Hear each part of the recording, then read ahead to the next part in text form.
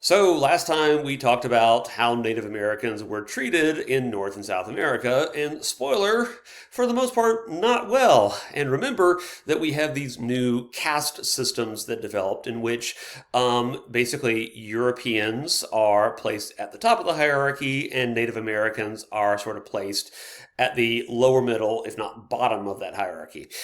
Now we're going to look at what people are actually doing. We're going to look at the economics of the new world. Now, remember that if you're looking at social hierarchies, that usually piggybacks off of what people are actually doing. So, for example, if you look at what it means to be a medieval serf, that means you're attached to the land and you're basically acting as a rentier farmer or sharecropper for some kind of lord or master. So we talked about the social structures last time. Now we're going to look at the consequences of those social structures. So a term you're going to hear me use a lot in this class, and even a lot more in APUSH, if you take it next year, you probably should, is cash crop. This is a crop that is meant to be sold for profit as opposed to subsistence crops, which are crops that are grown first and foremost for consumption. And then you basically sell the excess. You're probably not going to sell them for a lot. So these cash crops are, like, some are incredibly difficult to produce. Some of them also require lots and lots of labor. And if you know your laws of supply and demand, well, basically, if they take a long time to produce, that means that the supply is going to be, fairly small, which is going to drive up the price quite a bit. So if we look at examples of cash crops, I mean, they're very diverse, but you have tobacco, first and foremost in Virginia and North Carolina, first in flight, first in lung cancer. We also got coffee in Brazil. Brazil's my favorite country, by the way, no coincidence there. Tea, spices, and finally sugar. Sugar is basically the dominant cash crop in the New World, and you see this in Brazil and the Caribbean islands. It means that if you look at the population of, for example, British North America, by far the most populous colony was not Virginia or Massachusetts, but actually the island of Barbados for a very long time, which is like a speck on a map. You can barely see it. So sugarcane is incredibly difficult to process. It's very labor intensive, and the act of cultivating it and processing it could be dangerous, which is why, for the most part, the overwhelming majority of people working to cultivate and harvest and process sugar are, of course, slaves from West Africa. Um, so, Also, sugarcane had to be immediately processed by making it into usable sugar. So we're going to go over the four basic types of labor systems that are used in the New World, both North and South America. Believe it or not, the most chattel slavery is just one of the many different labor systems. But we'll talk about chattel slavery first, since it's the one that most people are kind of familiar with, and ultimately it's also the one that's most tragic. And so the idea of chattel slavery is that you take individuals, mostly from West Africa, and their descendants, and they are now considered personal property. They work without compensation, and these individuals are going to be owned throughout their entire lifetime. And also, along with chattel slavery, is the idea that because they are black, because they are a member of a racial or ethnic group, they are enslaved. It's not slavery that is a product of like a temporary condition, like Old World slavery. Remember, Old World slavery oftentimes uses slavery as a result of being heavily indebted, for example.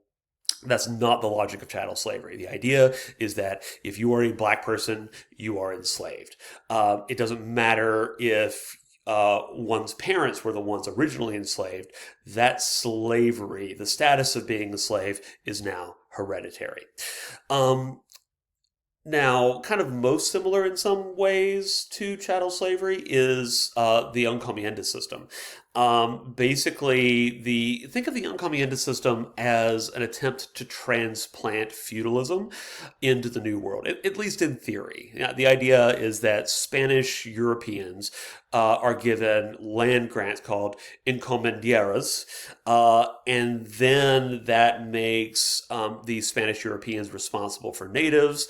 They're supposed to convert them to Christianity, and they could use them to basically be forced labor. The reality is that oftentimes the encomienda system looks very much like chattel slavery, and it really focuses on using Native Americans as laborers, and this system is used early on, especially in Spain and Portugal's European colonies, and the brutality of the labor involved actually leads to a more significant drop in the overall Native American population.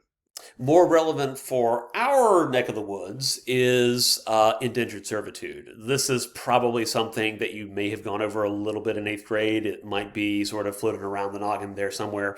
An indenture is another fancy word for a contract. So this is contract labor. This is an agreement between a landowner and basically a sharecropper farmer, in other words, a farmer who farms on lands that's not theirs, where they are going to work for the landowner without pay for a fixed amount of time.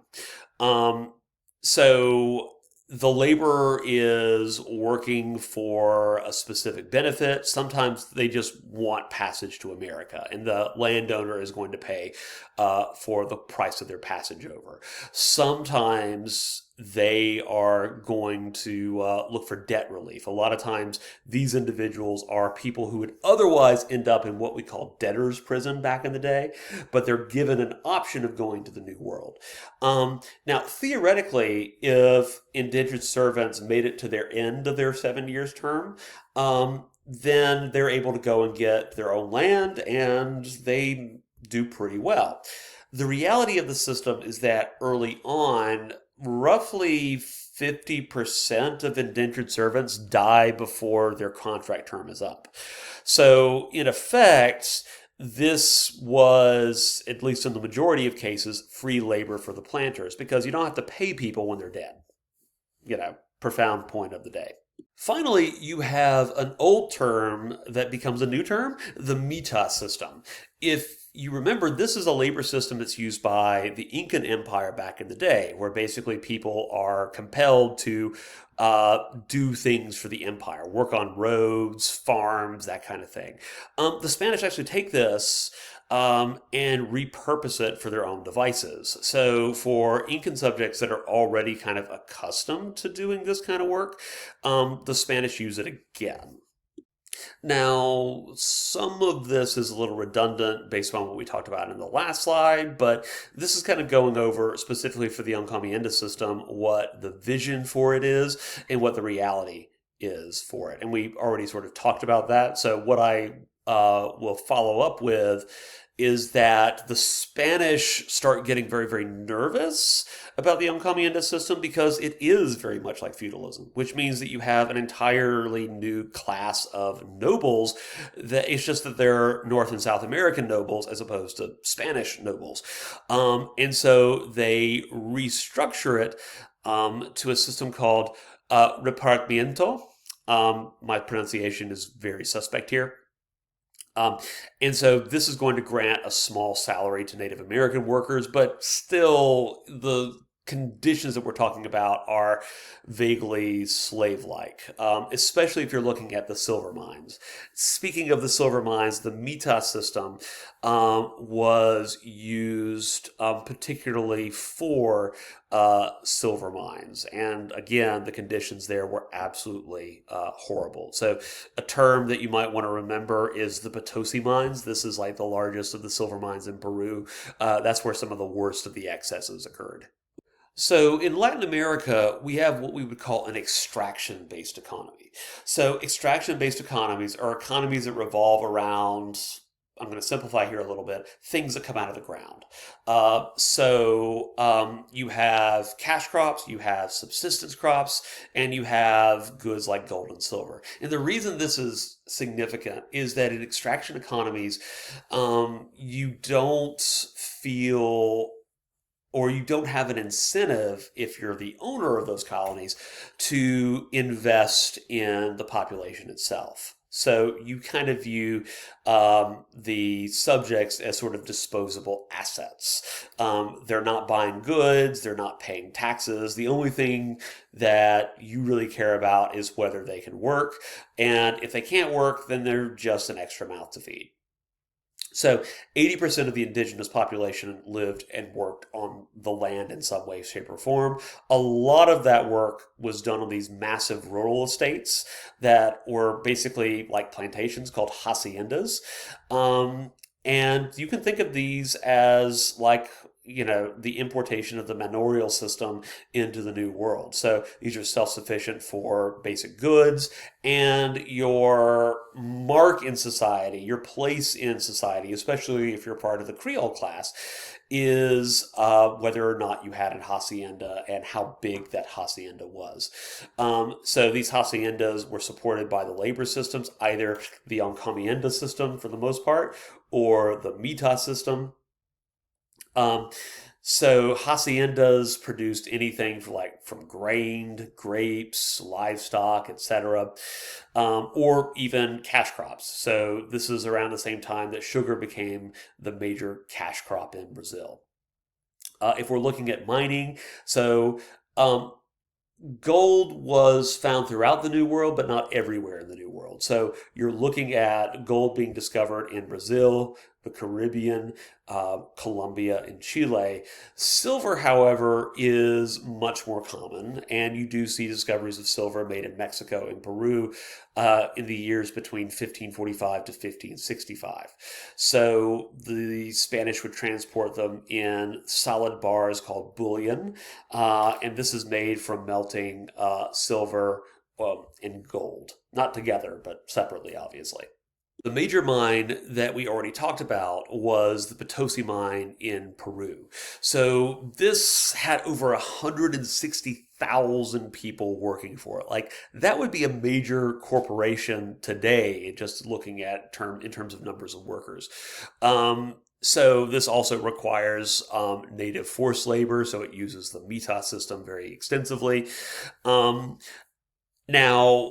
all of this gold and silver is transported by these massive galleons, these treasure fleets. And in Mexico, for example, every year there's a treasure fleet that sets sail from the Philippines. From the Philippines, it basically lands in western Mexico. It's transported overland all the way to the port city of Veracruz, and from there, it's actually transported back to Spain.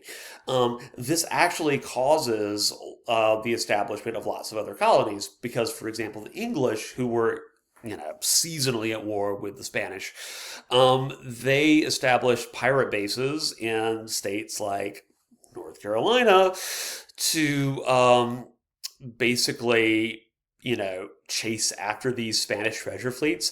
I know we kind of imagine like the Lost Colony as being like this family road trip gone awry, but actually the Lost Colony was originally meant to be a pirate base for English privateers. So less than one half of the silver that was mined actually stayed in Spain. Most of the silver was still kept in the New World. Part of that was because that there had to be some silver that was left behind, so you could pay individuals to extract the silver. 1/5 of the silver was paid to the crown. And oftentimes the silver that was sent to the crown automatically was sent to pay off debt, luxury goods, spend on luxury goods, but most often fight wars. Spain, for instance, was fighting a war called the 80 Years' War. Imagine keeping 80 years worth of armies on payroll. It's pretty expensive. So this also obviously causes not insignificant hyperinflation in Europe. I already just talked about this, at least the transfer of goods from Manila all the way to Mexico and then to Spain. Um, so the only thing I'm going to elaborate on is that oftentimes it's not just gold and silver that's transported, it's also goods from East Asia. So, for example, spices, porcelains, ivories, silk, that kind of thing.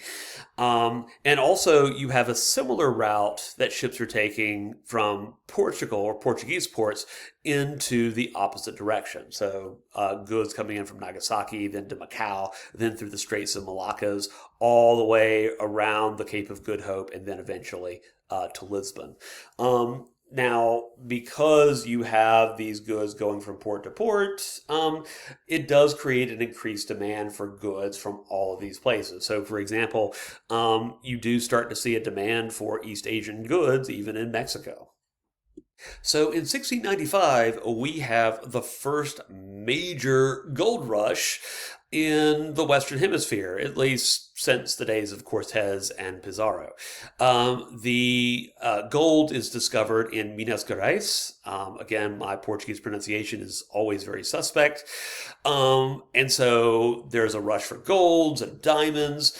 It stimulates the economy and also encourages more and more development in the interior for settlement. It also, of course, increases the demand and appetite for slaves. So by the eve of the American Revolution, the year 1775, one half the Brazilian population consisted of gold mining slaves. So from 1735 to 60, Brazilians mined over 3 tons of gold per year.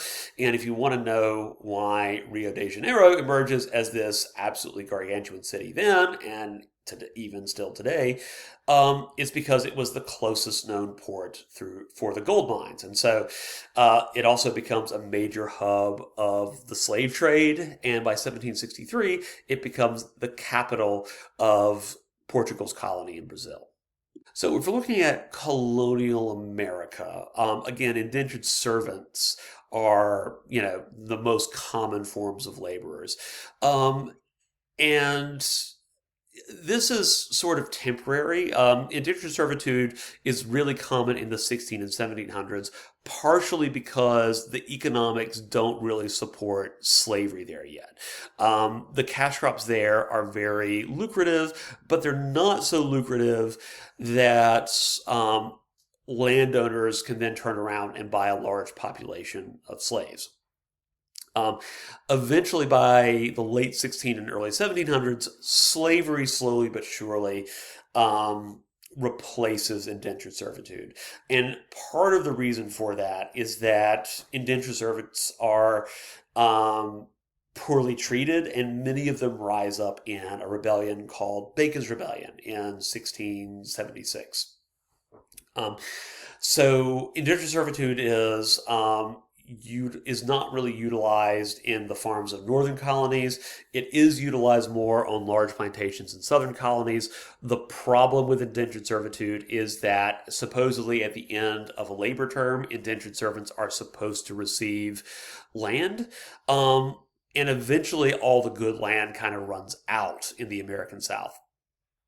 A lot of the English, Welsh, and the English and Welsh settlers who arrive in North America in the 16 and 1700s actually come over based upon this system. Again, though, indentured servitude basically dies out by the eve of the American Revolution. And I will let you sort of take down this flowchart. This goes over a lot of the stuff that we've been talking about. It kind of compares North America from Latin America. And remember, by North America, we're really talking about colonial America. So England and France's colonies in the New World. So Next time, we will talk about some of the political history in Latin America. And I will see you then. Till next time.